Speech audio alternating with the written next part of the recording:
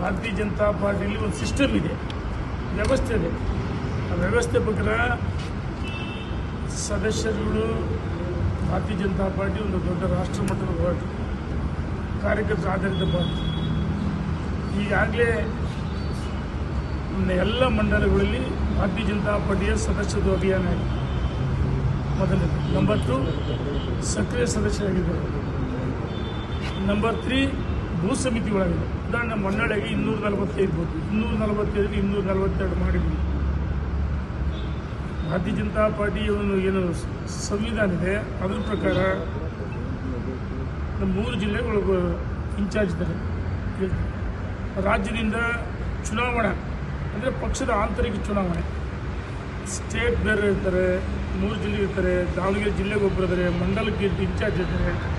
ಅವರು ಕಾರ್ಯಕರ್ತರ ಮುಖಂಡರ ಅಭಿಪ್ರಾಯವನ್ನು ಪಡೆದು ಈಗಾಗಲೇ ಮಾಡಿದ್ದಾರೆ, ಘೋಷಣೆ ಆಗಿದೆ. ಅವರ ಸಮ್ಮುಖದಲ್ಲೇ ಅಪೇಕ್ಷಿತರ ಪಟ್ಟಿಯ ಹೆಸರನ್ನು ನೋಂದಾಯಿಸಿದ್ರು. ಇವತ್ತಿಗಾಗಲೇ ಸದಸ್ಯ ಇದೇನು ಅಧ್ಯಕ್ಷರು, ಮಂಡಲ ಅಧ್ಯಕ್ಷರು ಪದಗಳಾಗಿದೆ. ಅದನ್ನು ಉಳಿದದ್ದನ್ನು ಯಾರು ಇನ್ಚಾರ್ಜ್ ಅವ್ರು ನೋಡ್ಕೊಳ್ತಾರೆ. ಈ ಯಾರೋ ಸುಮ್ಮನೆ ದಾರಿಲಿ ಬೀದಿಗೆ ಹೋಗೋರಲ್ಲ, ಪಟ್ಯಾರ ಅಂತರ್ಗೆಲ್ಲ ಉತ್ತರ ಕೊಡೋಕೆ ಅನ್ಸುತ್ತಲ್ಲ, ದಾರಿಲಿ ಬೀದಿಗೆ ಹೋಗೋ ಮಾಡ್ತಾರೆ. ನಿಮ್ಮ ಪಕ್ಷದವರಲ್ಲ ಸರ್? ಆಯ್ತಣ್ಣ, ನಾನು ಅವ್ರ ಬಗ್ಗೆ ಮಾತಾಡಲ್ಲ.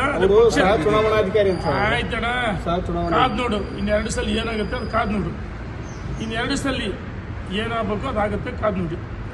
ಅಧಿಕೃತ ಏನು ಘೋಷಣೆ ಅದೇ ಅಧಿಕೃತ. ಅನುಭವ ಇಲ್ಲ.